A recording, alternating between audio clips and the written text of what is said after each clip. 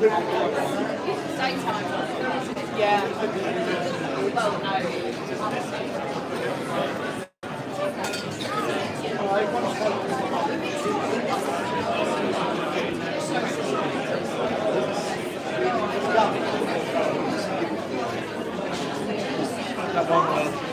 That one went down on that side. I just turned it on again. So it should be better than. Did you want a glass or a bottle? Sorry? Glass or bottle cap? Oh no, just a glass is fine, yeah. Glass? Yeah. Do you want some ice? Oh, hi, good to see you. I'll introduce you.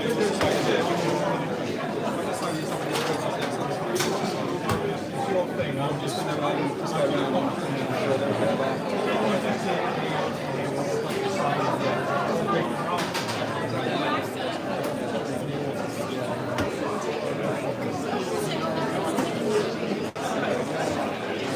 Sorry, Oh, sorry. Are you filming it? Are you? I won't stand here then.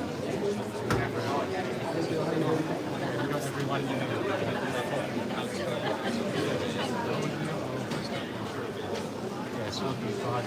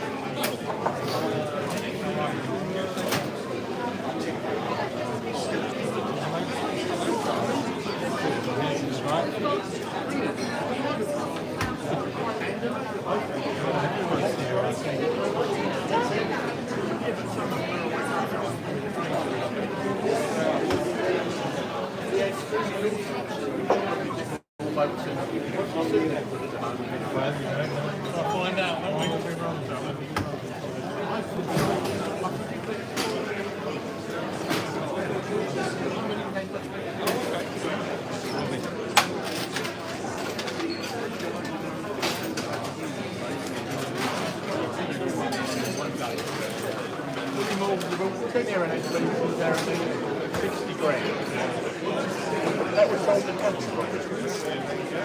See if anyone comes up with something they're doing that today. They won't. I've got a worldwide patent code. They're going to go and sell that shit. Yeah, leave you to it.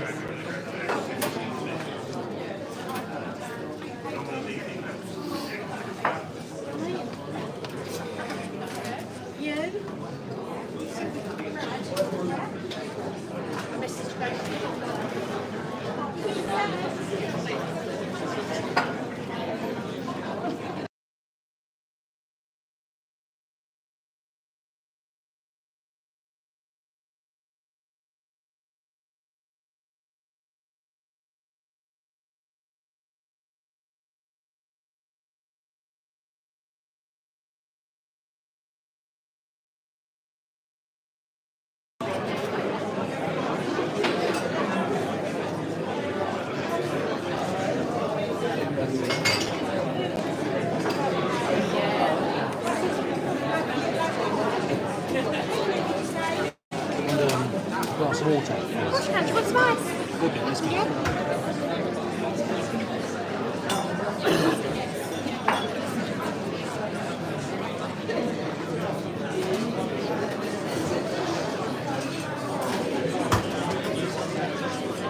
How long the bees have been there?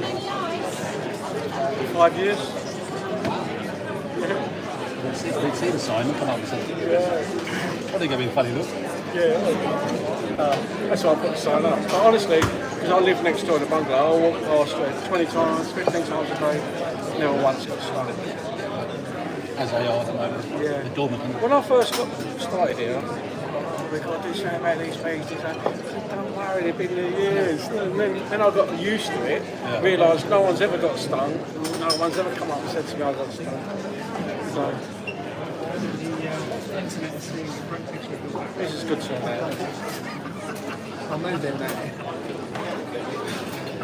You're subtle, aren't you? You're subtle. Just put me here. Can you say, can I have a pint, please? I do want to say,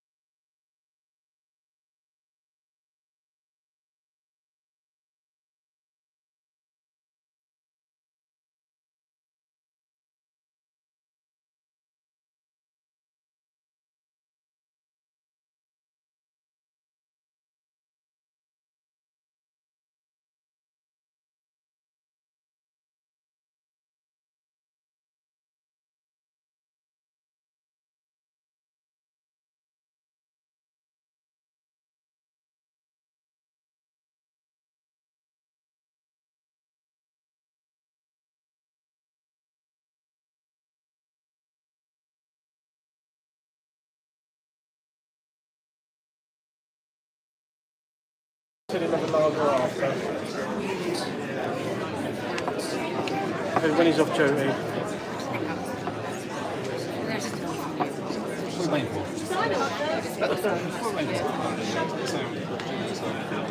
So did you have to pay for that?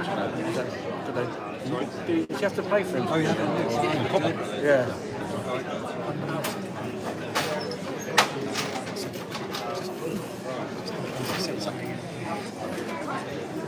I'll introduce you. With the mystery lady, didn't you?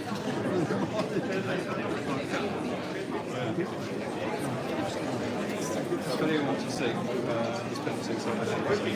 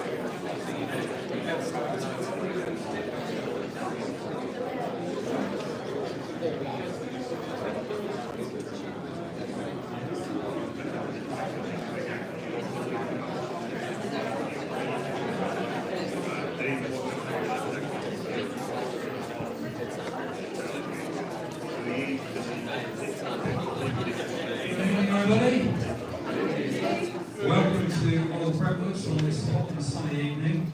I think the Chamber of Commerce have got a habit of having hot and sunny evenings. We had our AGM here about a month ago and it was very similar weather.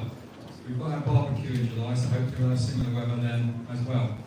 Anyway, welcome to all of you. My name is Colin Barber. I'm the Chairman of Brentwood Chamber of Commerce and it's my pleasure to welcome you all here this evening. I'm also the referee for tonight's event. And I'd like to extend a warm welcome to our 5 candidates here. You may have been expecting to see 6 candidates. Unfortunately, the Green candidate did have to drop out this morning, but we will be putting the statement read on his behalf shortly. So just before we start, I'd like to say a few thank yous. First of all, a big thank you to Old Brentwoods and for hosting us this evening. It was funny actually because went back in, I can remember when it was actually, Wednesday the 22nd of May, I was driving out to a meeting in Bournemouth and I phoned up Kevin and said that we're planning to run a event for all the candidates in the general election, would you be able to host it? And Kevin said to me, well yeah, when's it going to be? I said, well probably October, November time. Went into my meeting, came out of the meeting at 5 o'clock and heard on the radio that it was going to be on in July. So it was straight back on the phone with Kevin saying, well, can we go for the 24th of June? So here we are. And a big thank you to all the candidates coming along, so I'm sure you've got very busy schedules at the moment.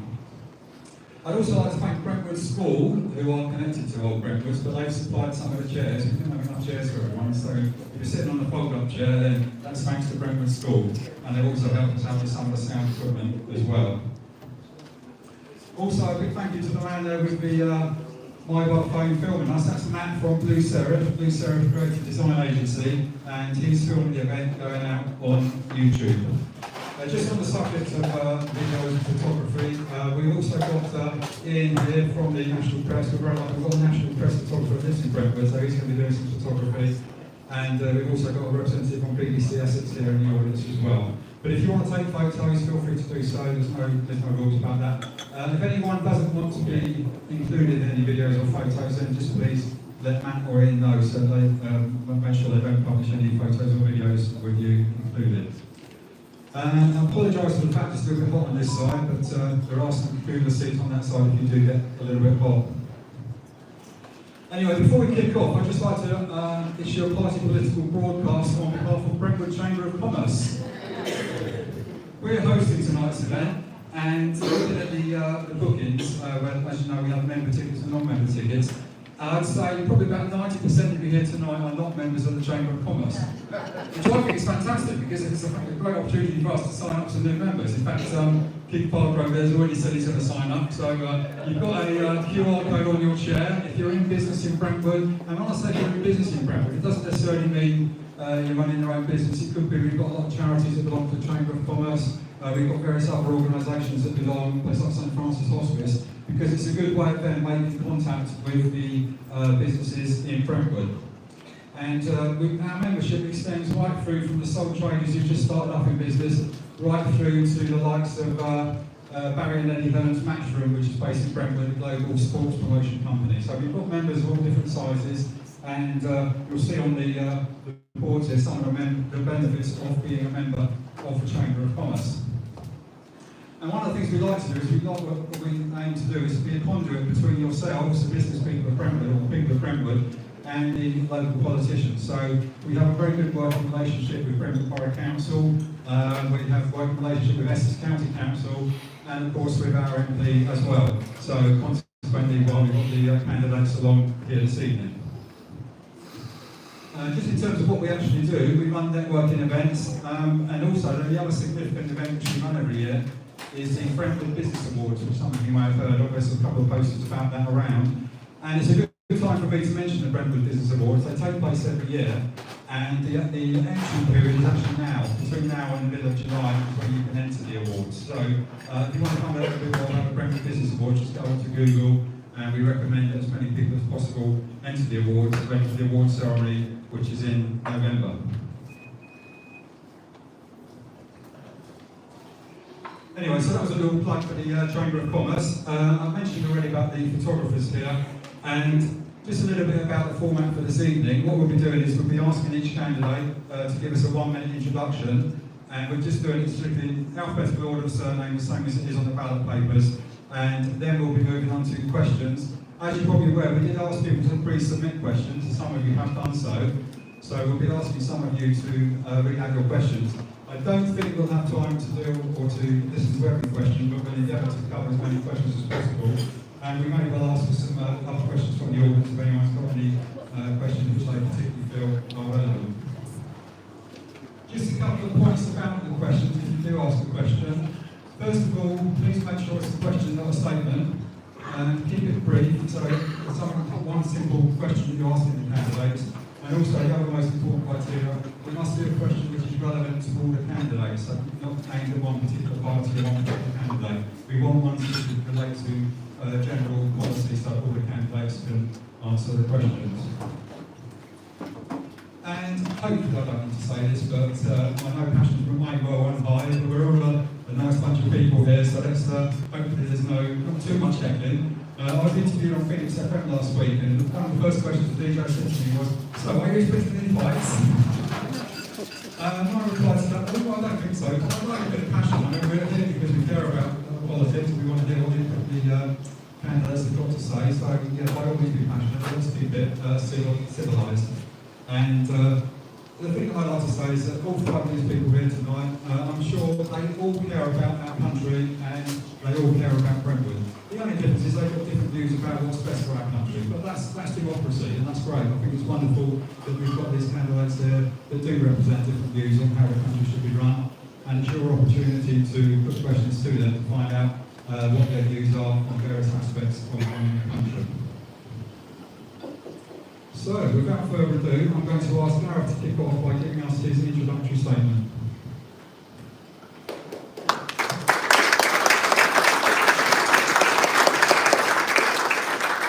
First off, thank you to Colin, thank you for the Chamber for organising tonight, we really do appreciate it. Hello, I'm Gareth Barrett, I'm Labour's candidate for Brentwood and Ongar. Brentwood and Ongar is my home, it's where I grew up, I went to school, and it's where I chose to make my life. For the last decade, I've served as a Brentwood councillor for the town centre. I hope I have a record of making an impact, and over the last year I had the honour of serving as the Mayor of Brentwood. After some 14 years of decline, with closed shops, broken roads, crumbling schools, and our local NHS struggling to match demand, I believe that a local voice is needed to rebuild and enhance our community. This community, our community, with a unique mixture of towns, villages and countryside, gave me a fantastic start in life, providing a safe, healthy environment in which to learn, grow and live. I want to ensure that the experience that gave me such an opportunity in life are available for the next generation, and that our home is restored back to its best. Brentwood and Ongar needs a change in direction. Investment, opportunity, accountability. I hope I have the opportunity to win your vote tonight and earn your support through hard work, integrity, service and accountability. Thank you.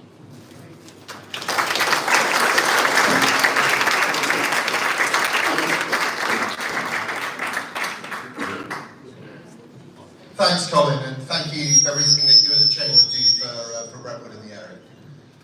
This has been one of... This has been... I'm going to try sitting down. There we go. It's the mic on that side, I think. Is that better? Wait for the speaker. No, you just... Thanks very much, Colin. This has been... I'm not going to sit here for that moment. But this has been one of the most challenging parliaments since the Second World War. We've had the biggest health crisis in 100 years. We've had the largest war in Europe since 1945, the biggest energy crisis since the 1970s, the worst inflation since the 1980s. And now, because of the hard work that you have done, businesses across the country have done, struggles we've been through, we're starting to see growth again. Inflation is down to normal levels, wages are rising higher than inflation, we're seeing foreign investment pour into the UK, Britain has overtaken France to be the 8th largest manufacturing nation in the world. We are starting to see progress, and I know that if the Conservatives win the next election, then we will be able to deliver the low-tax, high-growth economy that we all want to see, that will benefit everyone in our community, benefit our public services across the country, and help us make a better country for ourselves. Thank you.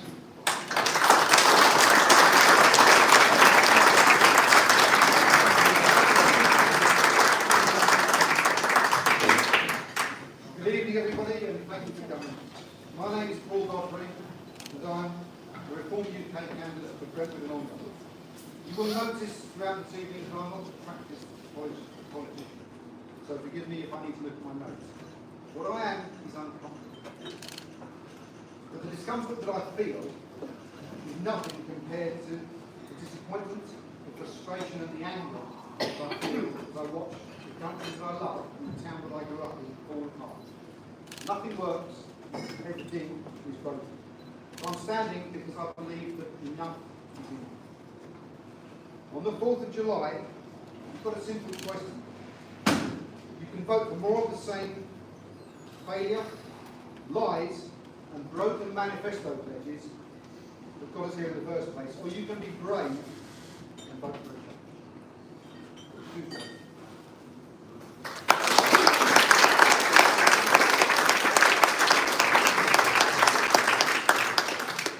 Hello, good evening. I'm David Kendall.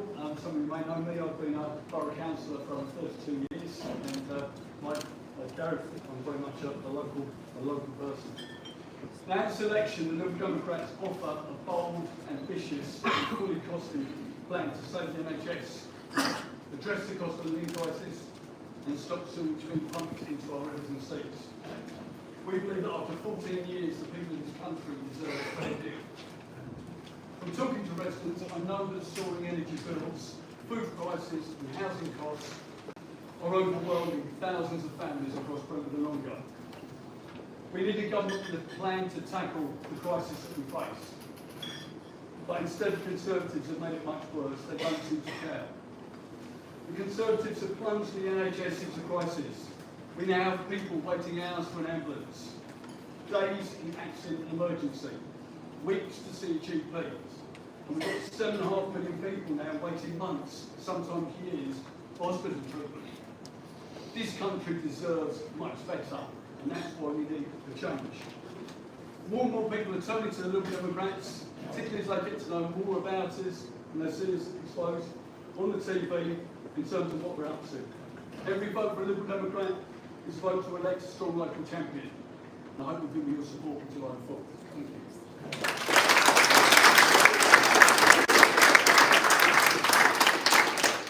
Good evening, ladies and gentlemen. I'm Tilbrook. I'm the leader of the English Democrats.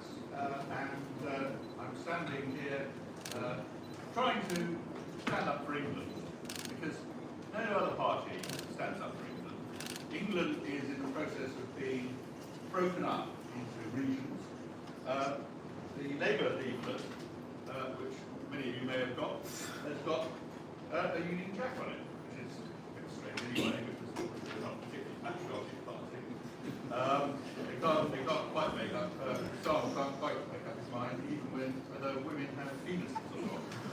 But nevertheless, that's what they're saying, across the English, not the English flag, but the Union Jack. Their plan is to break England up into regions. Gordon Brown has produced a thought-out constitutional programme to try and break England up. So that's an issue I think that you need to bear in mind when you consider voting. I feel for Alex. He's produced a leaflet here which hardly looks like a conservative leaflet at all. It doesn't have a colour on it. And who can blame him, really? I mean, the government has been a disaster. They keep changing the leader, but the latest one is the product of a coup. Where are we going? Well, things seem to be going faster and faster. We're getting closer and closer to the plug. We need to do something about it. And one of the things we need to do something about, I say, is the whole immigration situation. Because in fact, our country is being flooded with immigrants. It's happening under Conservative government who got elected on the thinking that they're going to stop mass immigration, reduce it, instead of which, literally every flood hits. We've got millions of people coming in every single year. Thank you.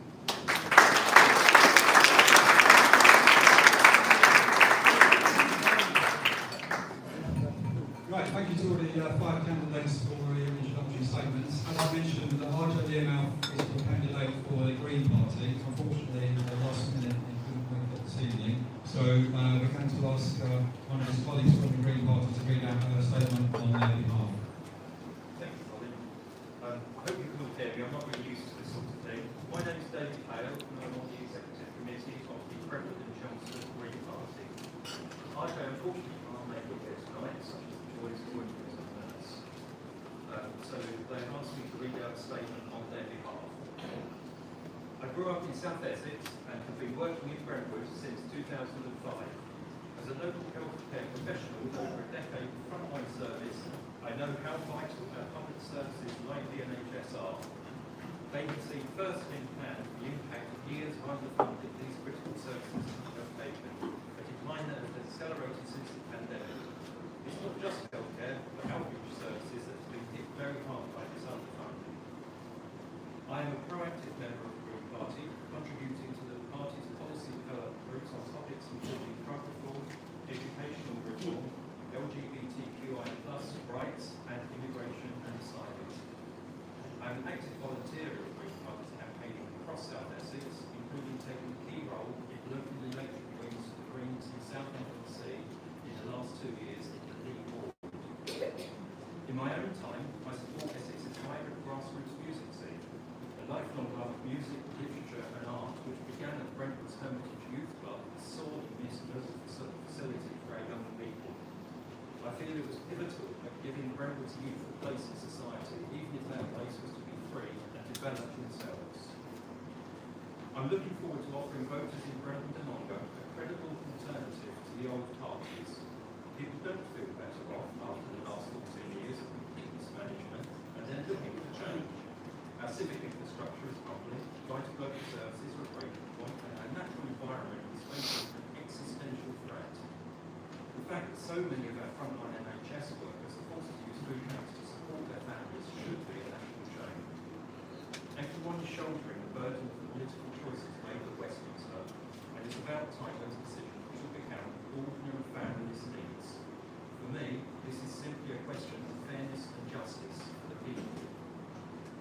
The Green Party offers a transformative and hopeful vision of what our country can be, a fairer and greener society where people have financial and energy security, where people can lead happy and healthier lives in a good quality and affordable home, where the reality of the climate emergency is given urgent attention and needs. Greens across the country are already representing their communities and working honestly and collaboratively for the common good. We cannot have representatives of Britain's kind of hard work and integrity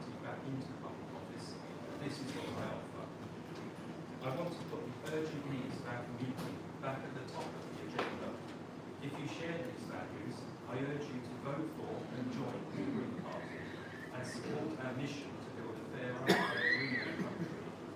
Read our fully costed and very written manifesto to get a full picture of what we need to do to help get back in control after so many years of underfunding and underhanded statements from our current government.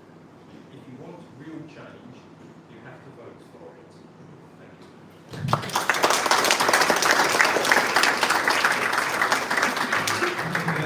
And particularly big thanks to the family you weren't expecting to have to do that, so well done, and that's amazing. Congratulations to you. So we move on now to questions. As I say, we do have some pre-submitted questions, and just to remind you, what we'd like you to do is, if you do have a question, we've got Donna here with a blue microphone who's going to be coming around to you with the microphone. If I could ask you to stand up and first of all just repeat your name. If it's relevant, you can tell us what your job is or what your business is. If it's relevant to your question, feel free to do so, and then we'll be asking the candidates to answer your question. So, I've already introduced you to Matt Barry from Blue Serif, the man with the camera there, and as a special thank you for that, Matt. We're going to get you to ask the first question. Thank you, Colin, and good evening to all of you. The creative industry and also the charity sector seen a massive decline in support recently. I'd like to understand what each of you will look to do both locally and nationally to turn that around and hopefully improve that. Gareth, Sure. So creative industries are not just crucial for our culture, but for our national economy. They generate in the region of 180 billion pounds a year. We can't hear. Kevin? Does that work better? Yeah. Thank you.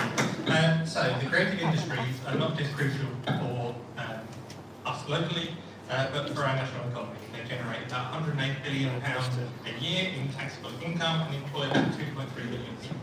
Locally, I've really enjoyed the opportunities of working with Brentwood Theatre, on the Brentwood Business Partnership, and actually with local events with our own political party. So I'm delighted that actually within Labour's industrial strategy, we include areas around culture, championing theatres, championing art, championing museums, and championing the wider cultural sector as a key area. Nationally, we have to encourage our children to pursue careers in the creative industries. The Conservatives said they'll scrap 1 in 8 degrees, which would include many art degrees, and will never, but for Labour, will never take away the opportunity to work in arts and work in a cultural industry. Thank you. David? Thank you, Colin. Yeah, as a member of the Brentwood Business Partnership, same as Gareth, I'm used to working with Brentwood Theatre and seeing what Brentwood Theatre does. I was there yesterday for a performance by young people from Southend, of all places, who couldn't get a theatre in their area but came to Brentwood. And it goes to show just how important that facility is to a local community, and how much sort of time and effort just a few people have put into making sure that that keeps going, because the problem is with so many of these things get taken for granted. I think in terms of the arts funding, we will protect arts funding. This is the Lib Dems. We've re-engaged with Creative Europe. We'd also protect sports and arts funding via the National Lottery. It's a vital stream of funding that needs to be maintained. And as with all these things, you only notice something's gone when it's gone. And we need to fight very hard in Brentwood. One thing I do want to see, not so much to do with the arts, but just to do with the Brentwood Museum. I would love to see a specific location. I know we have a Brentwood Museum, but I'd like to see a much bigger facility for the Brentwood Museum. We have a lot of artefacts in Brentwood, a lot of history in Brentwood, and if you look at what's been done in Chelmsford, it'd be fantastic to get something similar in Brentwood. So that's certainly one of the things I'd be pushing if I became the MP. Thank you. Robin.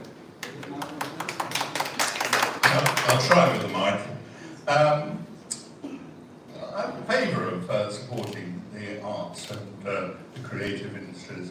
However, at the moment, one of the things that we've got going on is far too much politicking, really, by those that are in control of these institutions, who are pushing their woke agenda and using their control to decolonise, to do all sorts of woke projects, and quite honestly, I don't think that is something that public money ought to be provided for. So I think we need to be quite sure what our money is being spent on, and make sure it's spent on things that are actually traditional arts and crafts, traditional plays and so on, not something that is trying to make out. There was one in London recently where they were trying to make out that England was uniquely evil on the issue of slavery. No, I don't think that should be what public money is used for. Thank you.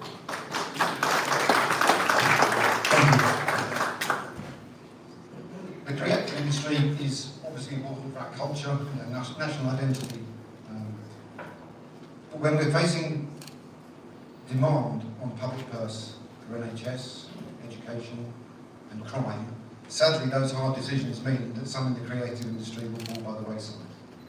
The best thing we can do to allow funding to flow into the creative industry is to reform the economy, to make work pay. When people have more net disposable income, their surplus income will naturally flow towards culture and the arts.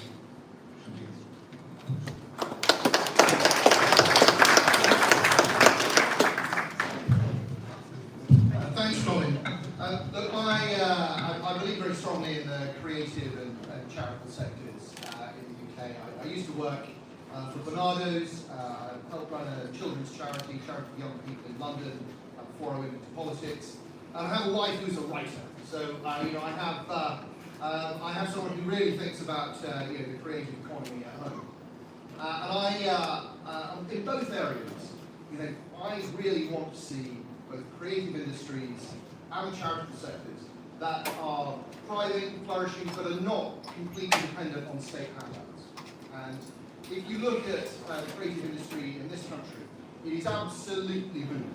We are the #2 place in the world to come and film high-quality film and high-quality television. It's a huge business.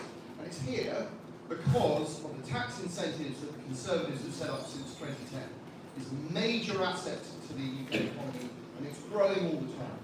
We should be absolutely proud of it. The Conservatives in our manifesto have said that we will protect it and continue to see it grow.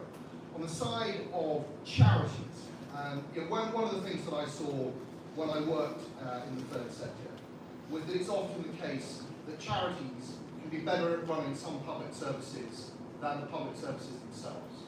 And Bernardo's, when I was working for them, have a number of contracts with children's services in this part of the world, but also all over the country. One of the things I'm most proud of in the last Parliament is that we've taken advantage of having left the European Union to completely rewrite our procurement rules. Haven't been able to do it in over 40 years, but we've rewritten it. We now have a Procurement Act, which is going to come into force in October, and it's going to do away with a huge amount of red tape and bureaucracy, which will make it easier for small businesses and charities to bid for government contracts to be able to provide those services. So the real solution is not in looking for more handouts, it's making sure that charities, creative sectors, can contribute to the economy and public services in a way that only they know how.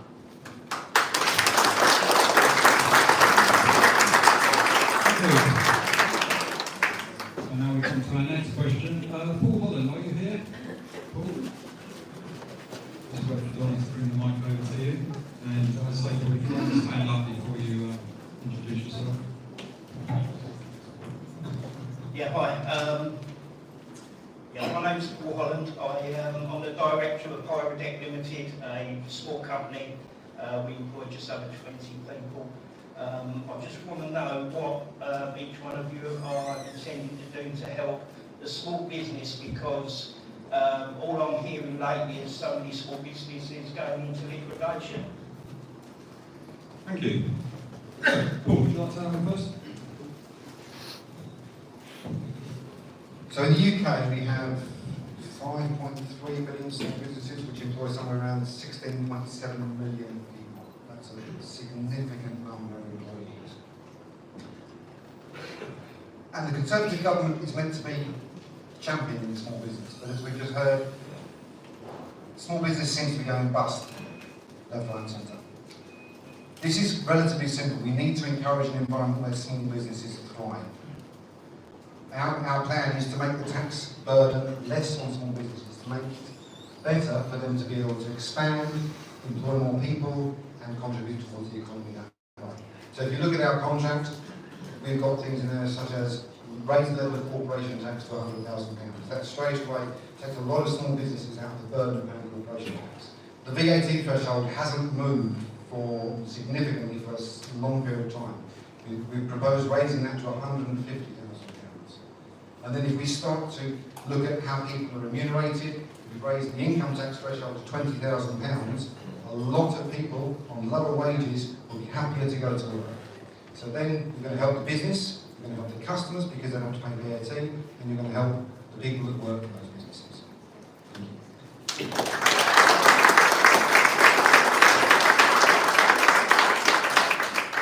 Yes, thank you for the question. I agree with quite a lot of what Paul's just said. However, the fact is, one of the principal problems with small business and getting on with running a small business is red tape, bureaucratic rules, and difficulties that you get placed in your way by government and local government and various quangos and all sorts of regulators. Nothing's been done in the last 14 years to roll back any of the sort of Blairite systems of control that were put in place. We've got now in this country lots of regulators, and they create problems for anybody who's trying to run a business. We need to sort that out. We need to make sure that people are able to run a business without getting too entangled in red tape, and we need to make sure that the tax situation is helpful. Small business is very important to the country. It is also very much part of our long-standing English tradition, going right back to the idea of the yeoman farmer. You know, this is part of our idea of independence and self-reliance and so on, and we need to roll back the state, which is crushing that. Okay, thank you for the question. Without doubt, small businesses are vital to the economy. I own a small business. I set it up from scratch 20 years ago, so I understand a lot of frustrations you're experiencing. When I set my business up, I was told to set up a limited company. It was only when we had the COVID crisis that I realised that perhaps my accountant had given me the wrong advice. I do take great displeasure when I hear Conservative ministers, no disrespect to Alex, waxing lyrical about all the support given to businesses during COVID. Limited companies got no support whatsoever. We got stuffed, totally stuffed. There were thousands of businesses across this country that went bust because they were given no support. A lot of people forget that, but that's a fact of life. And if you talk to many small businesses, it still grates with them now. And that's why a number of them are supporting me at this election. Now, the biggest challenge facing a lot of small businesses is when you're a one-man band. I'm a one-man band. It's going from one person to two people, but doing it legitimately. So, PAYE, pension, tax, the whole process. And for a lot of small businesses, it's a big issue. And the government could get directly involved in that and provide much more support to small businesses to go from one to two people. And imagine if they did that across the UK, how many extra jobs we create. That's something the Liberal Democrats are definitely looking at. We definitely need to fix the skills and the recruitment crisis. We also need to give small businesses much more support when it comes to professional issues with staff. A lot of small businesses need help and advice with managing staff and giving advice with staff. And just finally, we would scrap the business rates. We would replace the business rates with a much fairer system, which we can obviously discuss as we go through the end. Thank you.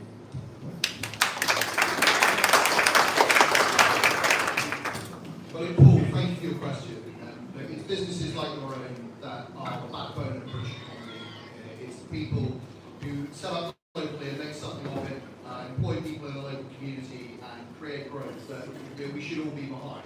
And that's why Conservatives committed to keeping business rates low, ideally bringing them down further. We're committed to looking again at the multiplier, business rate multiplier, to make sure that online businesses don't have an unfair advantage over small businesses with a footprint. We're looking again at, you'll have seen that we raised the VAT threshold to £90,000, something that the last budget, something that's benefited a lot of small businesses across the country. And we are abolishing the main rate of national insurance for self-employed people. All of these things, I think, are going to make a major contribution in the course of the next 5 years to the health of small businesses. But look, if I'm re-elected, I'd be very happy to meet you, visit your business, because having those conversations with people who are actually doing work in the local community are what make all the difference to us standing up for your position in Westminster.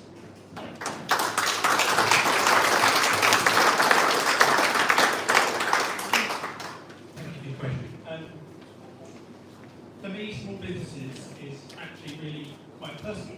My opportunity in life came from my parents. They set up their own business. They gave me from that opportunities, but they weren't then outside to run the business. The difference I think we find with small and scattered large businesses, you can say at points, people don't switch off, etc. All of that is true. But for a small business, you never stop. You're always on. Everything, every element of that business is personal to the people who run it and own it, and it really matters. It's an issue of pride, dignity, and respect at the same time.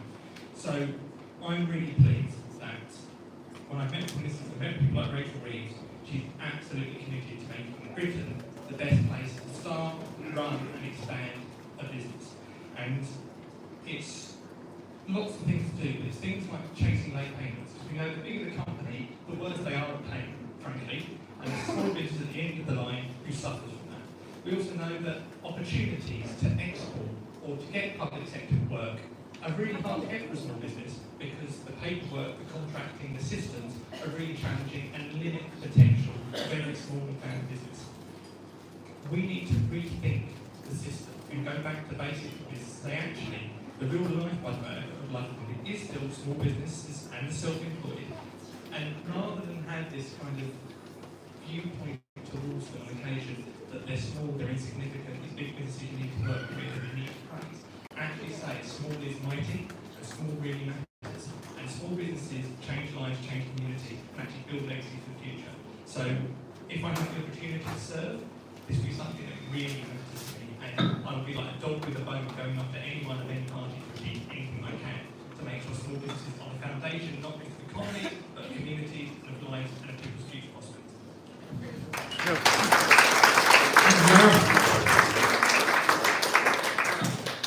Next question. Oh, thank you very much.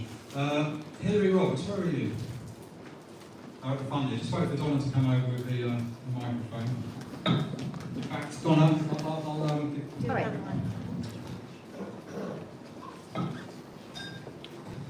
Thank you. Hilary Roberts. I'm retired, so I'm not have a business interest as such. Could each candidate explain what you would do to improve the high street and bring investment into Brentwood?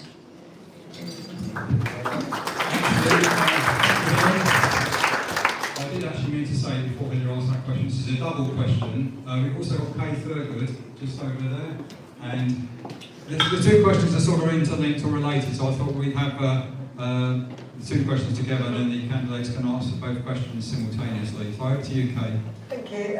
Kay Thurgood, I'm the chair of the Brentwood Business Improvement District. Talking a lot about high streets, in my opinion, business rates reform is urgent to ensure the continue of the post-pandemic recovery of our high streets. We've got fantastic high streets in the borough, but they're suffering as a result of the crippling costs of business rates. What's your view?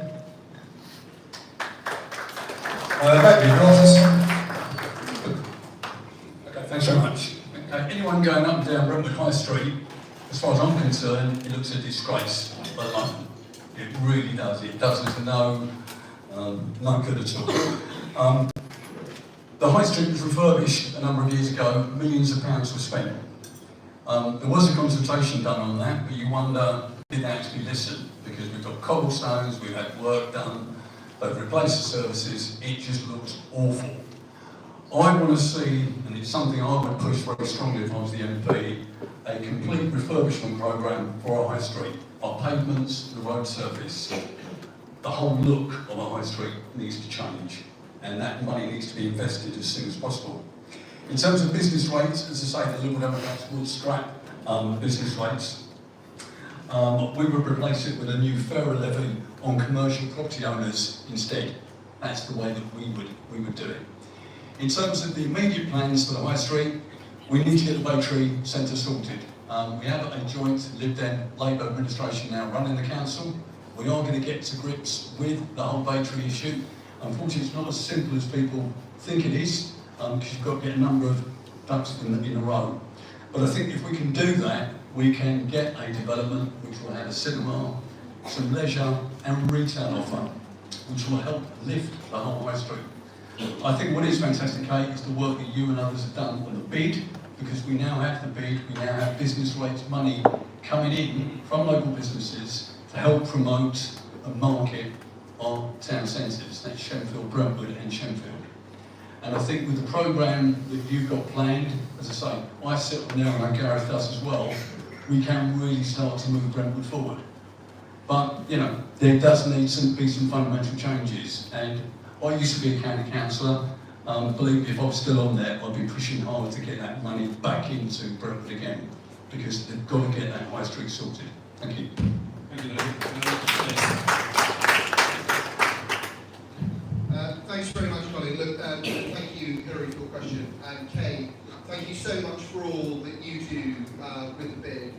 It's a real pleasure to be involved with you at the outset of that, and to see how it's really coming along, supported by so many good local businesses.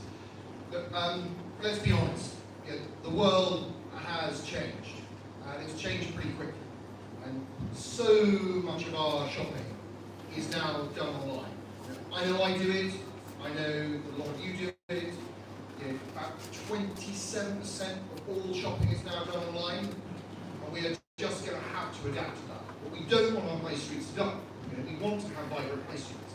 And I think that there are a number of things that we can do.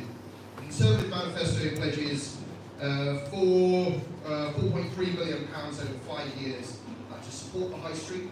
I think that what we absolutely have to do is make sure that the online giants pay their fair share.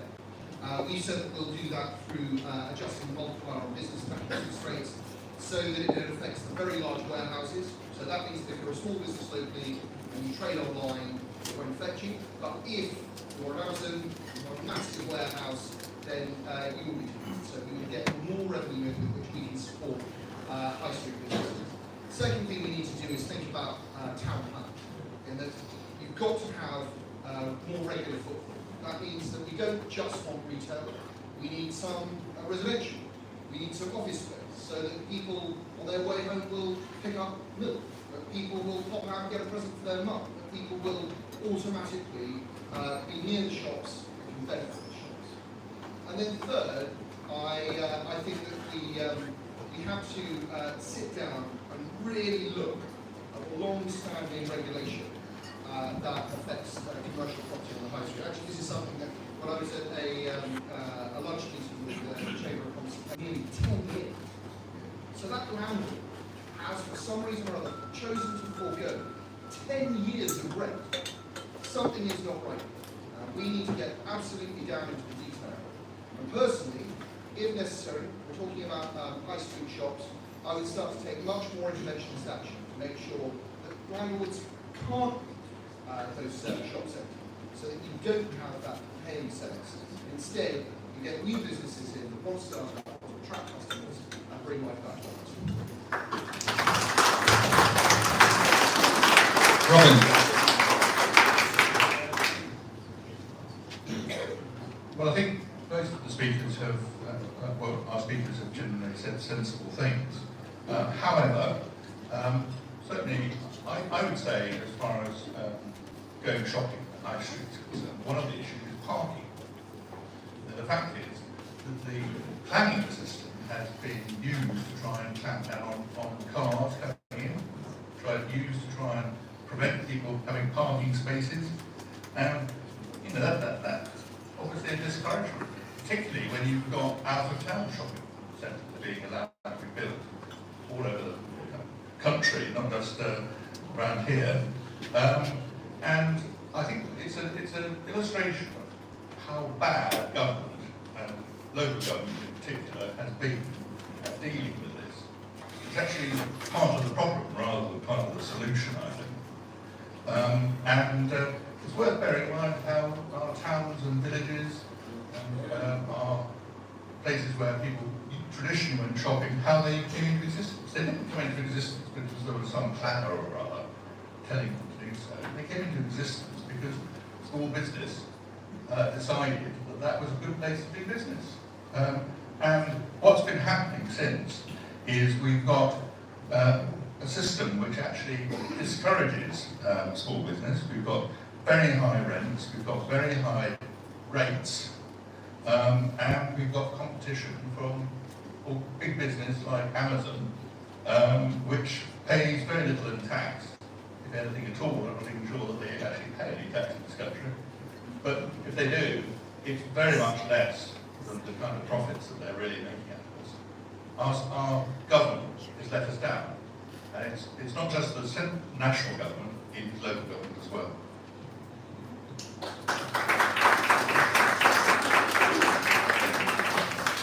Thank you. 26 empty units. That's what I counted. I have never, in my 52 years of living here, seen that many empty units. I remember going shopping in Brentwood as a child, as a teenager, Kelly's Records, Fenton Sports, Clement Joslin, they've all gone. Shops are empty because they can't afford business rates. So all of this dancing around the edges, putting up a flower pot, making up pavement look nicer, is irrelevant if you're not going to have any shops. You can have as much free parking as you like. You're not going to have people to empty high street. The solution is simple: abolish business rates. We can't do anything about rent. We can do something about business rates. Abolish the business rates, bring the high street level with the online delivery companies. Charge an online delivery fee of 4% to the big multinational corporations like Amazon. Reinvest that into the high street. If you couple that with the other reforms we're talking about, the VAT threshold, the income tax threshold, and the corporation tax threshold, the high street will attract much more business.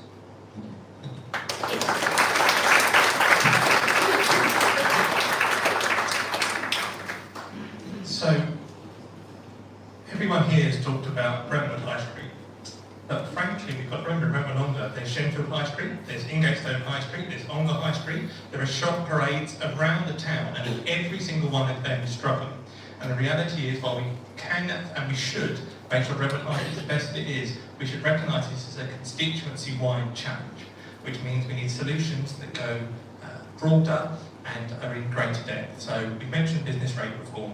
Labour will abolish the current system of business rates and come up with a new system that is fairer and instead the online giants are paying, but also looks to incentivise people taking up shop units. So actually looks at the structure to say you will have an advantage as a business if you take up a shop unit in a high street.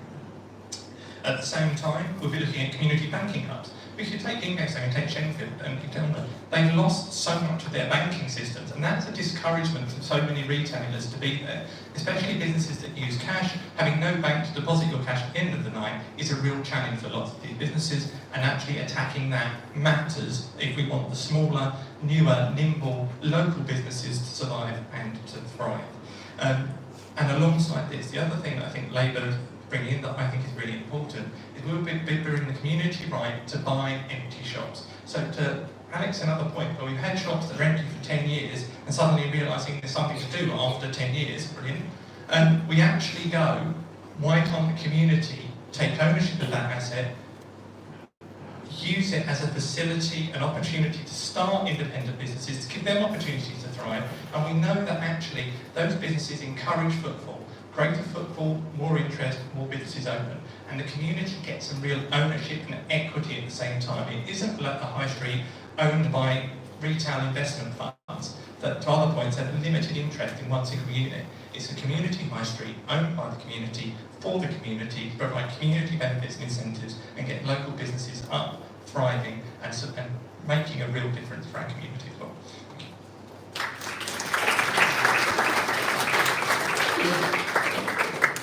Thank you, everyone. Adam Huntingford, would you like to stand up? Adam is our youngest man here this evening. Would you like to tell us how old you are, Adam? Or just give Adam the microphone if you want to shout. I'm 12. Excellent, right. Sophie say Adam's our youngest candidate, but not candidate. Well, maybe you'll be a candidate in about 30 years' time. Perhaps you can see yourself sitting up here. I won't ask you which party you'll be standing for. Yeah, well done, Adam. Thank you for coming along to this evening, particularly as I know you worked very well over the weekend, but you were determined to come along. Which school do you go to, Adam? Beckett Kids. Right, so you're a local Brentwood school, and you've asked me to read your question out for you, haven't you? Okay, so thank you for that, Adam. I'll read out your question. And Adam's question is, to the candidates, how will each of you ensure the needs of the young people of Brentwood are met, ensuring we are happy, safe, healthy and well educated?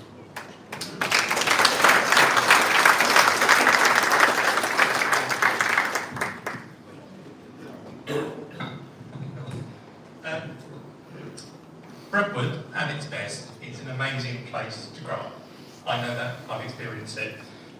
We have some incredible local schools that give young people a great start and a real opportunity.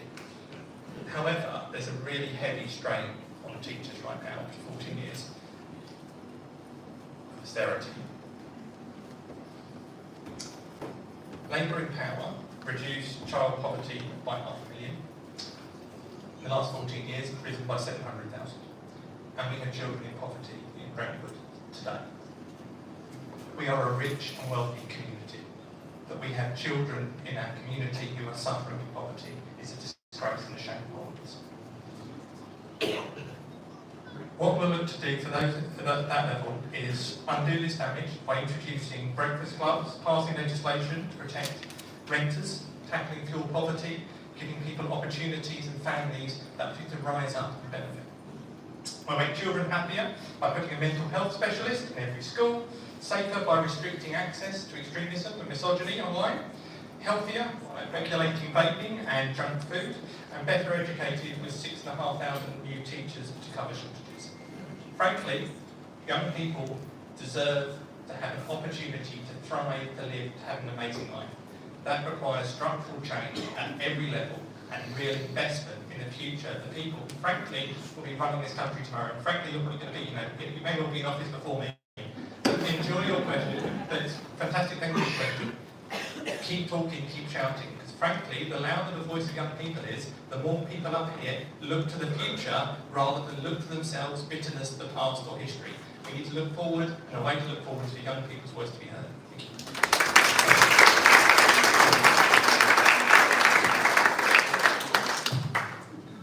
Thanks very much for the question. It's great to have questions from young people. We did the Brentwood School hustings the other day, and the quality of the questions was superb. One of my big concerns with young people, mostly in Brentwood but across the constituency, is the increased issues around mental health. There are a lot of young people who are going through a tough time with mental health. Gareth mentioned what Labour would do. What the Liberal Democrats would do is we would put a mental health professional in every primary and secondary school, okay, across England. We're very clear how we pay for that. We would increase the digital tax on the social media giants from 2% to 6%, and that would cover the cost. And to me, that is absolutely vital because more and more young people need mental health support. And we need to give them that support as easily as possible and access to that support. Just on the mental health problem, where I am very concerned is we do have young people slightly older 18-year-olds who get sectioned, and they have to go down to Basildon on their section, and they're sharing facilities with 70 and 80-year-old people. They're on dormitories with no doors, no curtains. You know, it's quite a scary experience. So the mental health issue, I think, is massive. Secondly, on youth services, there's been major cuts on youth services over a period of time in Brentwood and across Essex. There does need to be more investment in youth services. I'm amazed how many volunteers we have across the borough who invest their time with young people, be it through sports, youth clubs, Cub Scouts, etc. If we didn't have those people, we'd be in major, major problems. And the problem is they are taken for granted big time. The other issue is a big passionate one for me, is the special needs side of things in Brentwood. We are very, very fortunate to have SNAP up at Hawley, who do an amazing job for young people with autism and Asperger's. But again, a lot of that funding is coming through fundraising. It's not coming direct from government or from council, it's through fundraising. But if that facility wasn't there, we'd have a great big group of young people that will face even more problems, and so with their families. So we need to look at this issue. You need to keep championing this issue and making a noise. It's great you've raised it. And what we also need is more young people on the council, because people like Gareth and I are getting older when we're youngsters. All right? Thank you.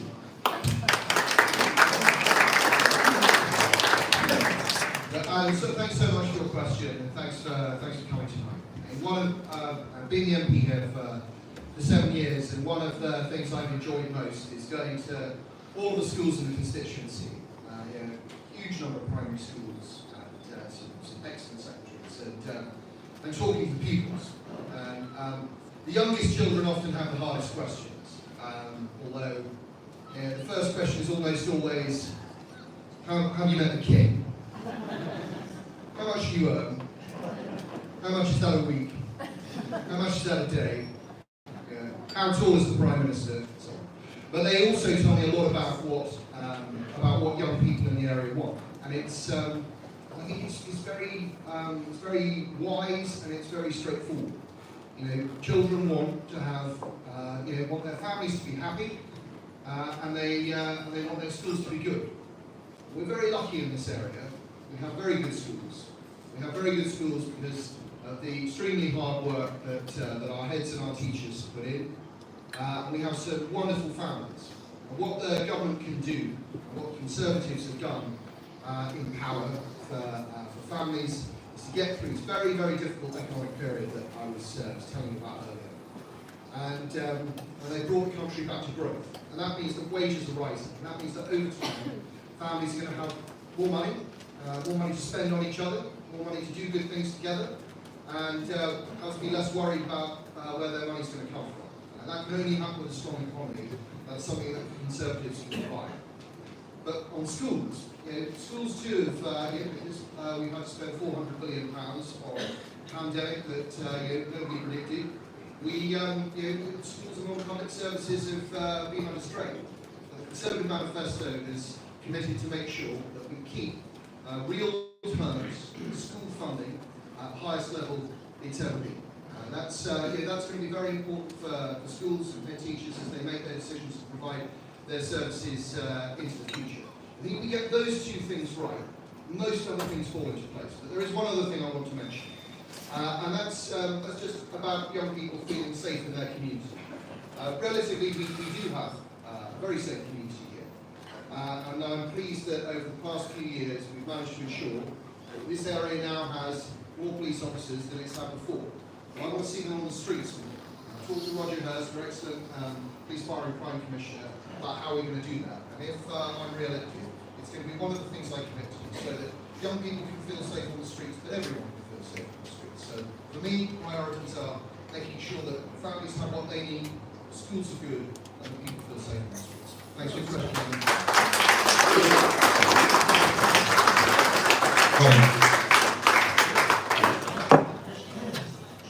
Thank you, Alan. I must say I felt rather alarmed, not entirely unexpectedly alarmed, though, by our Labour candidates. Basically, what he was saying is that the whole gist of where they're going is that the state's going to get much, much more involved in running young people's lives. And I regard that as a threat rather than a promise. The thing is that the state has been very poor at managing all sorts of things. We had some mention earlier from David here about mental health. Well, Brentwood used to have 2 residential facilities for mental health. Both have been closed. Both have been assets stripped. And what the state has done is it's sold those off for housing, pocketed the money. We don't know what unworthy cause they were spent on that money. But what we know is that Brentwood is poorer in terms of the facilities that are available for dealing with mental health problems than it would have been if the state hadn't got involved in the first place. So the state isn't the answer, I don't think, to all problems that we've got for young people. It is certainly true we need to be much more effective at dealing with threats. After all, only this week we've had the trial and conviction of a youth who murdered one of his colleagues, one of his fellow pupils at school, stabbed him to death. That is an example of the kind of problems that we have had imported into our country. And we need to be aware that the state is not necessarily being our friend. And I think that's an important correction.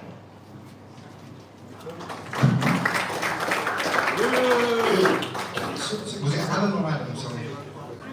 Adam. What year are you in, Adam? Year 7. So, my feeling is this generation, my generation, has let your generation down. COVID was awful for you guys. Do you remember when they cancelled Christmas? Yeah, but they managed to carry on going to parties. We've let you down. Do you feel safe when you go out? You do? Interesting. Crime in Brentwood since 2017 has gone up 22%. Do you feel happy at school? So we're lucky, we've got some very, very good schools around here. Children are naturally confused. They're confused until they're adults. Some are even confused after that. So we teach them critical race theory in schools. We teach them they can choose what sex they want to be. That's unacceptable. We need to ban woke ideology in schools. You don't agree? Okay. I don't think we should be able to let children under the age of 16 choose what gender they think they are. I think we need to make schools a safe place for children to be and let parents retain parental control over those decisions.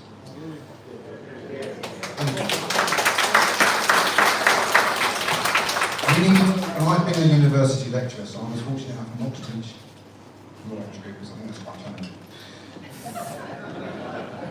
We need to educate, not indoctrinate. We need to teach children how to think, not what to think, and to respect authority, not be afraid to question authority. There's too many disruptive pupils in schools and we're too careful about how we treat them. They should be removed from the school system and educated elsewhere. That relieves stress on the teachers, relieves pressure on the school children. Education should be fun. You should look forward to going to school. If you can do that with a good family behind you, you'll do very well. Thank you for the awesome question.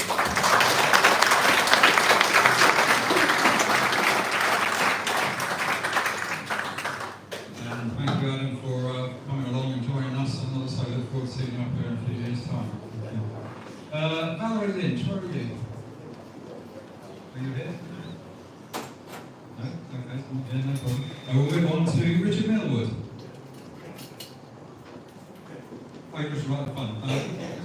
Easier. Thank you, Colin. So I'm Richard, I'm an academic, chair of the local Labour Party as well, I should confess to that. And I'm also only working half-time because you can see I'm very old now. And I spend half my time in the Daily Brent and Brentwood Mutual Aid. I wish I hadn't. So moving on to my question, if I can ask the panel, how will you increase the chances of young people finding truly affordable housing this constituency. Alex.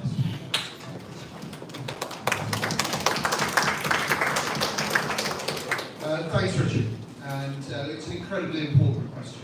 And we have, and to a certain extent, I'm not going to pretend it's always going to be different here. For as long as London is an extremely prosperous global city, highly desirable location, we, because we're a beautiful part of the world close to it, we're going to be affected by that. But there are a number of things that I'd like to see happen.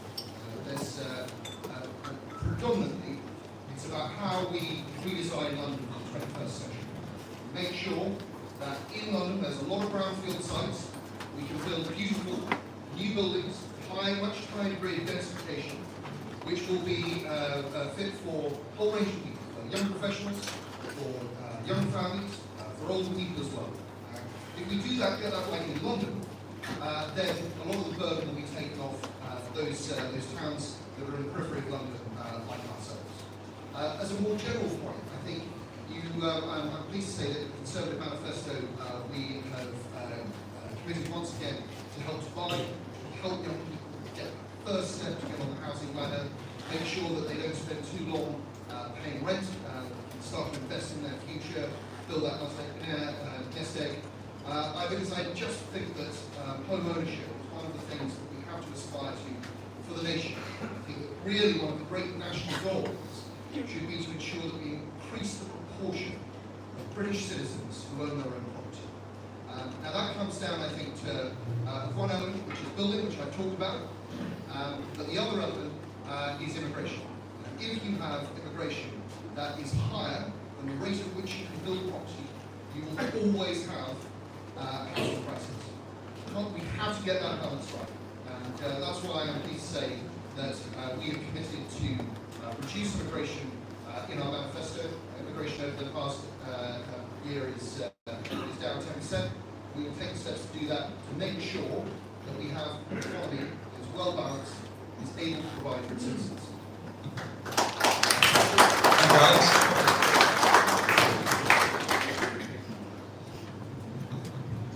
So it is an important question. However, it's based upon, the answer is based upon economics.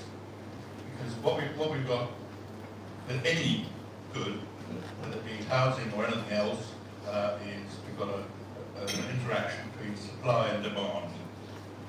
Demand is increasingly strong, and part of the reason is because the government that Alex has supported has been granting visas as if it was an amazing empty country with huge resources that people could come to. Even on their own figures, they're saying that they've granted something in the order of 1.2, 1.4 million visas in a year. A visa isn't for one person necessarily. It could be a family of up to 12. So when they say that they've granted 1.2 million visas, that could easily be 3 million people coming here, it could be even more. In a single year. That's more than came here in the 1,000 years up to 1939. It's actually amazing that a party that claims to be conservative would have allowed that to happen. And for it's been said that we're now reducing the numbers. This is after 15 years, virtually, of government. What have they done in all that time? They haven't been looking after our country. They haven't been building the houses that would fill up or something, I suspect. We've now got to the point where they've probably got to build 2 greater Londons in something because of the large numbers that have been let in. And, those people have to be housed. And part of the reason why price is high is because demand is high. If we want to tackle housing problems, not only has got to be building of houses, but there's actually got to be a tackling of the problem of unrestricted supply, unrestricted demand coming into the economy. And that's absolutely vital. So I say we need to make sure that we do actually control immigration properly, and also we do our best to build houses where appropriate.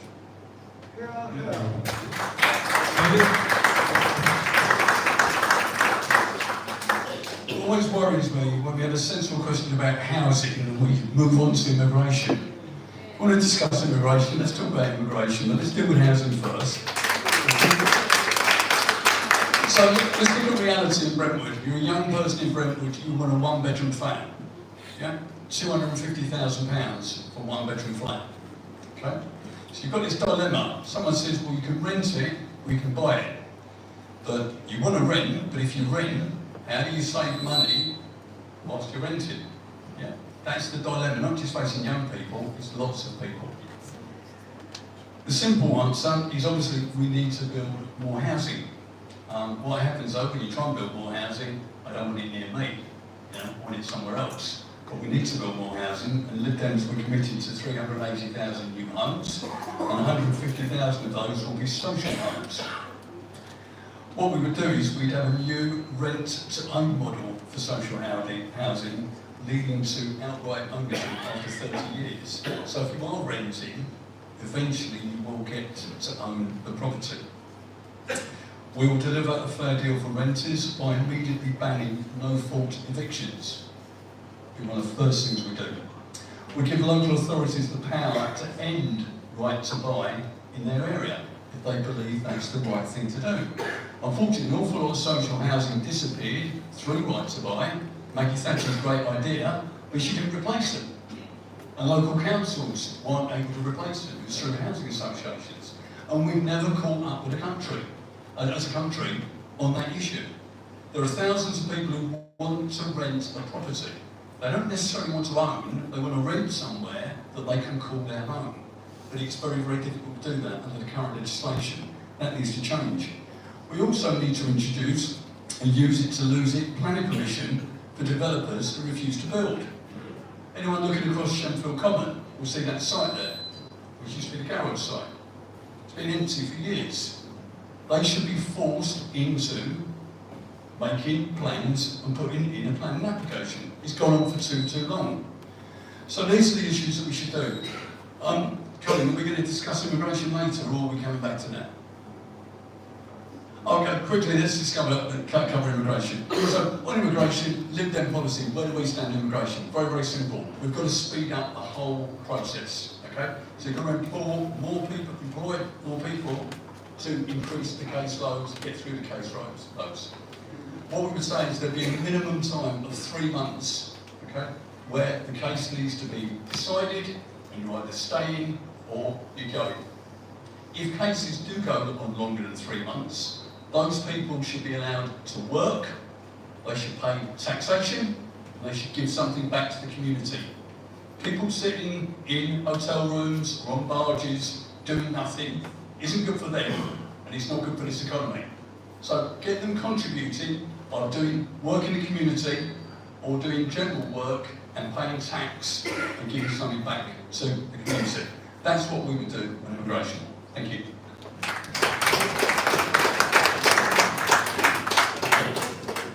Well, I'm glad everyone else pivoted to immigration before I did. I'm not going to talk lengthily about immigration, but last year we had net migration of 685,000 people coming into this country. That's likely to be revised up. We built less than 200,000 houses. That should tell you why we have a housing crisis. So it's something that does need to be considered. That doesn't necessarily improve conditions around Brentwood. We are so close to London, the property prices are disproportionately affected compared to income. So there's a number of things we can do. And I agree with David that the brownfield sites should be fast-tracked. They need planning application put in for residential properties. I don't believe we should have residential properties necessarily in the high street, but there are plenty of other brownfield sites that can be built upon for affordable housing. We should prioritise the needs of local people first. We should put people that live in the borough ahead of people that do not live in the borough. We want to scrap Section 24 for landlords, so that small owners of properties, if you have a flat and you move to a house, you can then rent that without being penalised through the tax system. We want to scrap that so that small landlords can come back into the market. That supply should help to drive rents down. planning system is broken. There was a planning application next door for the property next door, and it went through, and then the property next door found that they didn't own the land. So I believe the Old Brentwoods owned the land. So the Old Brentwoods said, well, we'll build on that. The planning people said, no, you can't do that, we're not going to give you planning permission. Something is wrong. Why are we restricting things from being built on land we can build on? We can't affect interest rates, they're affected by the economy. What we can do is make income higher. I'll go back to my original plan, make work pay, allow the youngsters to earn more money for the work they do, they will find it easier to get onto the housing ladder. Thank you.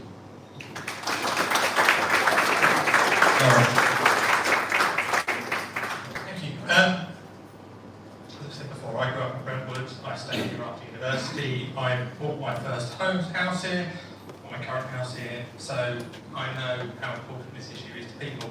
At the same time, Richard, you're chair of the local Labour Party, I wish you'd tip me off on the question in advance, that would be nice. You gave me for about 5 minutes before, which I really do appreciate, Richard. I really want the next generation to have the opportunities that I did. Since the Conservatives came to power, the cost of owning a house has gone up substantially. It's now 8.3 times the average income. The average first-time buyer's age has gone up from 32 to 34 years, which means 32 more years in rented accommodation, or for many people with their parents, which is traumatic for parents and the individual at the same time. And that is actually a political choice. At the same time, as a councillor, I've seen developers use loophole after loophole, like vacant building allowance, and they leave a building empty for a period to avoid having to provide affordable housing at the end of it, or increasing the specifications of the site to such a level of apparent opulence that it can't actually afford to have affordable housing on it. So they find ways, loopholes, to get out of the rules, the laws, and stop affordable housing being built in Brentwood. What we need to do is hold developers to account for delivering genuinely affordable housing and real infrastructure, not finding loopholes to get out of their obligations. So Labour will invest in planning officers to get better decisions, faster by taxing foreign homeowners, fast-track developments on brownfield, offering new houses to local residents first, and also creating new towns and villages. So things like Dunton Hills, with their own local infrastructure built before the homes are occupied. Shops, GP surgeries and schools that enhance and add to our local community rather than add more challenges to the limited resources we currently have. So there's a lot talking about affordable housing, and if I may, I think immigration's been raised, so we should be clear on these positions.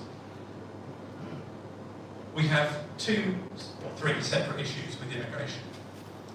First off, we have the challenge with boats and criminal gangs victimising, in many cases, people, taking advantage of them and shipping in people on a daily basis in traumatic circumstances and in a manner that's completely illegal.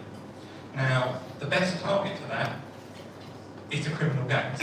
Stop the source. Rather than try and treat the symptom, go for the source. Get the criminal gangs out of the way.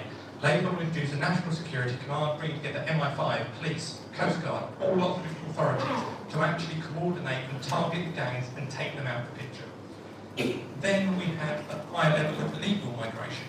Now, for me, a big part of that challenge is employers use legal migration as a way not to train people, not to add skills to the UK economy, not to give opportunities to young British people, but instead to say, I can buy that skill for a lower price here. We need to hold the employers to account, get them to train our young people, get them to give opportunities to young people, and reduce the demand for illegal immigration, because frankly, we're employing our own people in those high-skilled jobs, in those real opportunities to grow, flourish, and build a life. So for me, that's the targeted measures on immigration, and actually at the same time, always remember, we are talking about humans, and that means compassion and thoughtfulness. That doesn't mean viciousness and othering people. We have a responsibility here to be appropriate for our national needs, but also to always remember the people and culture of Britain. We are Great Britain, we're not Little Britain. And so that means we should be strong enough and bold enough in our culture and our vision and our values that we're not fearful of change. Robin called me unpatriotic earlier, which was a best insult, but I said it proudly England.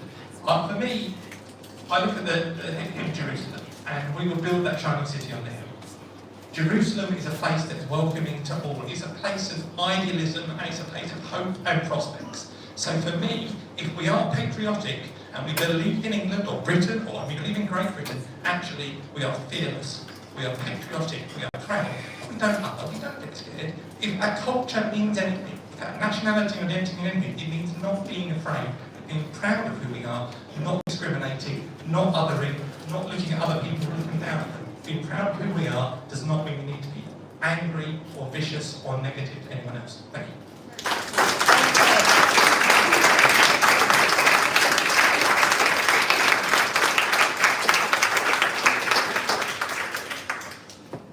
We have a tremendous amount of questions submitted to us, and we've collected a selection of them so far.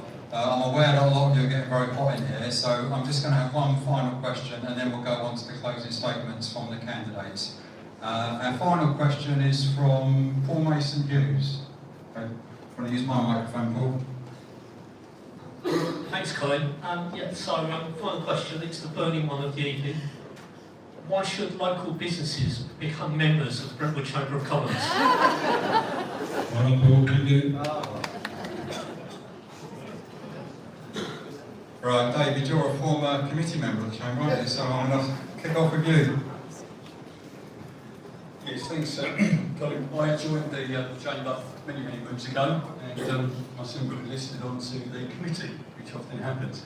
I think all small businesses, if you can, should join the Chamber, because as Colin has outlined, they do an awful lot of different activities involve local businesses. They get businesses involved with local politicians, with the community.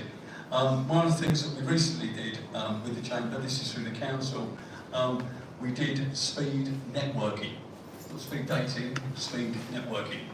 And it was a very, very successful session. We've got another one, I believe, on Wednesday, Colin, you've organised. Yeah? And that's getting local businesses together. And there was about 45 businesses that were involved, exchanging business cards and everything else. But it's amazing how much business was generated through that. So that gives you an idea of the type of thing that can be done. And as Colin has said also, the business awards.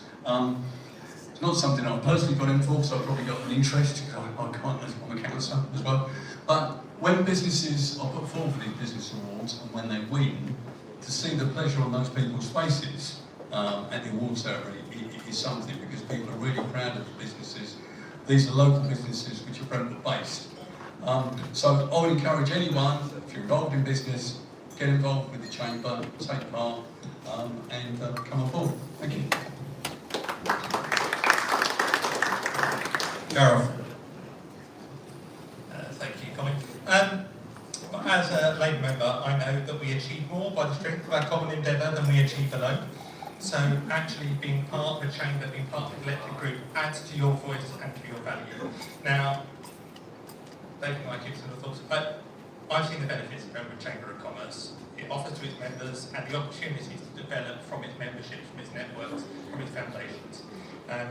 Having groups that bring together businesses to network, share their best practices, be a voice for local and national government, is actually really important. And frankly, whoever Alex has mentioned, he meets them regularly, and I know he does, because I was there, I make a lot of sense. Alex and I kept sitting next to each other, somewhat awkward now. But nevertheless, I know that if elected, any of us who's actually worth our salt will be meeting with the Chamber regularly, asking what they think and what they know, because the worst thing you can possibly do as a politician is think you know everything and have a closed mind. So the opportunities people like Chamber of Commerce is to get at people like us, challenge us, be in a relationship that's actually positive, that builds things together, but actually shows that you have value and a voice, and to make sure your concerns get heard. And the Chamber of Commerce has shown they've done it in Brentwood really effectively, and I hope you'll make that continue.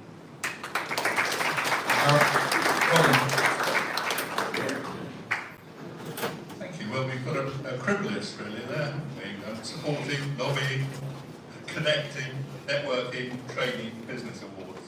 Join now. And I do think actually the Chamber of Commerce has shown its value in hosting this evening. That is a great achievement, and thank you very much for doing so.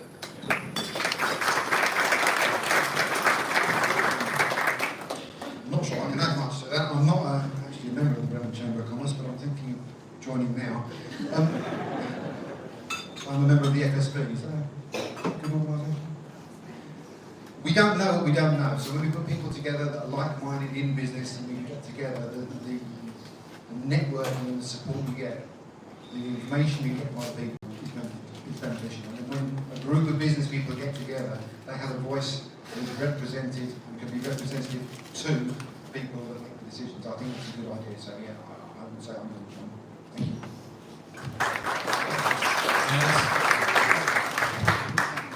Well, Colin, I suppose I'd have to say, because of the brilliance of the leadership that yourself and your colleagues on the Chamber offer. Speaking as a Conservative, I know that often the best organisations in society are not those set up by the government, not those funded by the government, but those that are brought together by people, citizens, similar interests, similar values, with common good in mind. And since I became the MP 7 years ago, I've seen time and time again how the Chamber has successfully been a voice for local businesses, local working people, and has contributed to a sense of what Brentwood is. You are very much part of the community. So I know that any one of us, whichever one of us is elected next week, will continue to support. Thank you for everything you do for us. So just similar to what we had at the beginning, I confess I copied this off the television programmes. We had an opening statement, so now we're going to have a closing statement from each of the candidates, and we'll do it again in the same alphabetical order as they appear on your balance sheet. So Gareth, if you'd like to go first. Thank you, Colin. Thank you all for joining us tonight. This election is deeply personal to me. I absolutely love this town and this community. I want the absolute best for it. I believe we can be so much better. We can grow and develop together with a renewed shared purpose. We can deliver economic security and growth. We can save the NHS, enhance our local services and improve health outcomes. We can enhance the educational opportunities for all. We can tackle antisocial behaviour and crime. We can, together, move to energy independence and achieve net zero by 2030. But we need to make that choice. This is your chance to vote for real change and be part of the journey towards a brighter future for Brentwood and Ongar. Change is possible, and a better Brentwood and Ongar can be realised. I ask for the opportunity to serve. Vote Gareth, Barrett and Labour, and let's transform Brentwood and Ongar together. Thank you. Thank you, Colin. We have been through a series of historic challenges over the past 5 years. And because of the decisions the Conservatives have made in power, we are now in a position where international experts expect our economy to grow faster than Germany, France, Japan. We are seeing our exports rise, we're seeing internal and external investment come in, and that is going to contribute to a future jobs miracle, the like of which we've already seen. Plenty of people told us that COVID was going to decimate employment in this country. We've come back stronger than anyone expected. 4 million jobs created in the UK since 2010. An economy since 2010 which has outpaced Germany, France and Italy. We have been through extraordinary challenges, but we have come through them.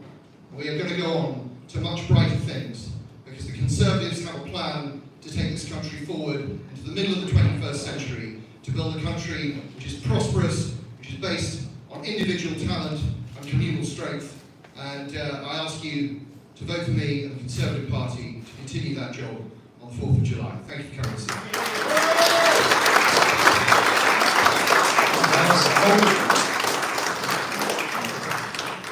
Gosh, it sounds like this time is going to be different. So, this is like a job interview. Politicians work for the people that elect them. So if you're happy with high tax, low growth, and mass uncontrolled immigration, vote Tory. If you like that offering, if you like more, if you like it faster, vote Labour. If you're not sure which way you want to vote, vote Lib Dems, because they're not sure either. But if you believe that the first duty of a government is to its people, that manifesto pledges matter, and if you believe that Brentwood and Britain can be better, if you want a fairer, more efficient tax system, a dynamic economy that supports small businesses, fosters innovation and creates jobs, if you believe that we can cut wasteful spending and streamline bureaucracy in order to divert more funds to frontline services, then you need to vote for a bold and ambitious plan. You need to vote for a party with the vision, the people, the policies and the passion to make that plan happen. We need to see some reform. Thank you.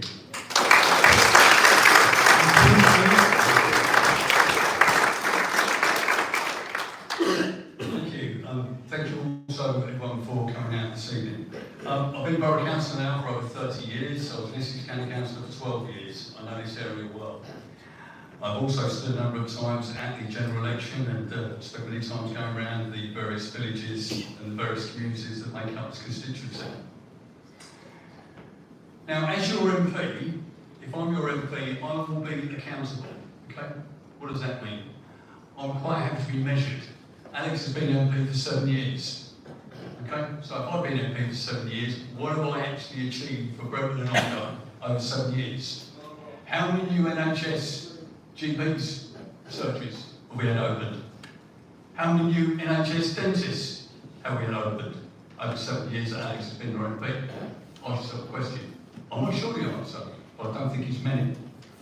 Now, you need to hold your MP to account. There has been times in this area where people have just taken for granted he's going to be Conservative. He's always been Conservative. But we showed at a local level, Lib Dems, that we can take control of the council, which we did. There's 17 of us, there's 3 Labour, we have a joint administration. You lost, unfortunately, you guys lost. We have a joint administration, we'll be in power over the next couple of years. So we will show people what we can do during that period of time. Now, one thing that's coming across very strongly when I knock on doors in this constituency, people genuinely want change. They are fed up with the Conservatives. There is no doubt about that. Which way they go? Labour, Lib Dem, doubtful reform, certainly not our friend here, the English Democrats. But we will see that people desperately want change.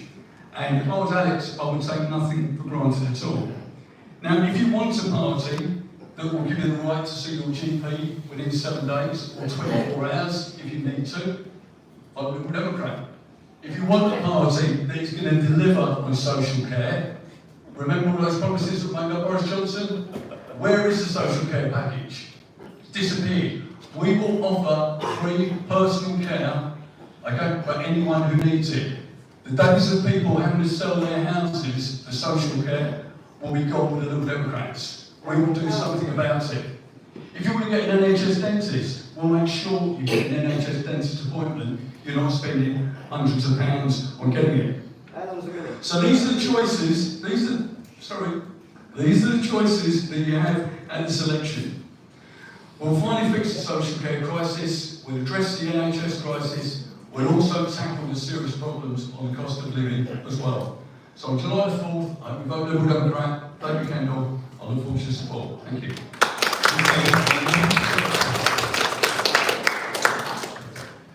Well, thank you very much everyone for coming and supporting this occasion. I think it's been a good debate and I think it's been interesting that we've been given the chance to answer some of your questions. Now, I think we've had some quite strange answers, really. So, if you think about our Liberal Democrat friend here, and indeed our Labour friend here, both of them are led by people who have gone on television and said that they're not really sure whether women have penises or not. If you've got somebody who says something like that, you just can't believe anything that they say about anything to do with politics. Because it's obvious, they're obviously trying to bamboozle you into thinking something that's obviously untrue is true. And that's an issue. Now, Alex was good enough to mention repeatedly what the government did over lockdown and COVID.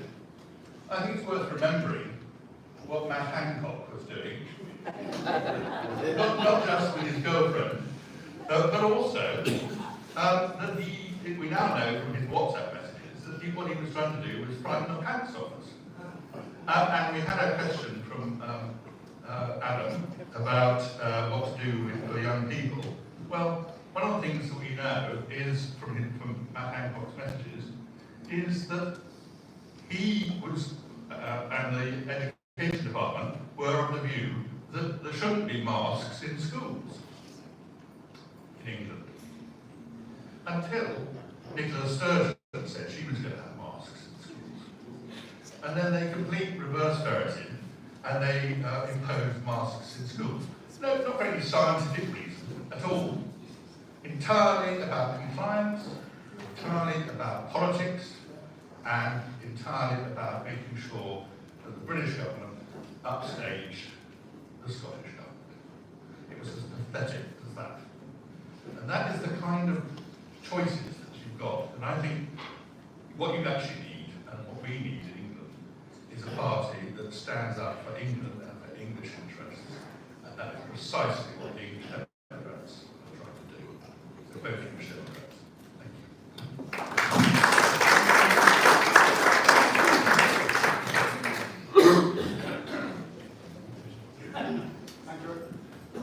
Thank you very much to all the candidates, and thank you for all of you for your patience. I know it's been quite hot and stuffy in here. One thing I do need to emphasise is that when I booked this venue with Kevin, you stand at the bar there waiting for your orders, I did promise him that he should have a bumper sales night of beer and drinks for a Monday night. So please don't run off, please do go to the bar and order a drink. He's happy to stay open till 11 if you want to stay here, drink until then, and have a chance to chat to the other candidates. Feel free to do so, or chat amongst yourselves. Just quickly flag up a couple of things. David very kindly mentioned the speed networking, which is taking place here on Wednesday morning. If you want to find out a little bit more about it, then check our website. And the big event actually that's coming up is on July the 17th, which is the Brentwood Business Barbecue. So any of you who are involved in business, you'd like to come along to the barbecue at Wardley Park Golf Club, the weather will be like tonight, and we've got a beautiful venue there looking out over the golf course. Again, details on our website. All that really remains for me to do is to say thank you very much to all of you for coming along, and thank you for the questions. And I do apologise that we weren't able to offer all of you the opportunity to ask your questions, but I think we got a fair flavour of what the candidates are offering to you. And all that remains really for me is to wish all five of you and all six in Nigel's absence the best of luck for the 4th of July, and may the best person win. Thank you.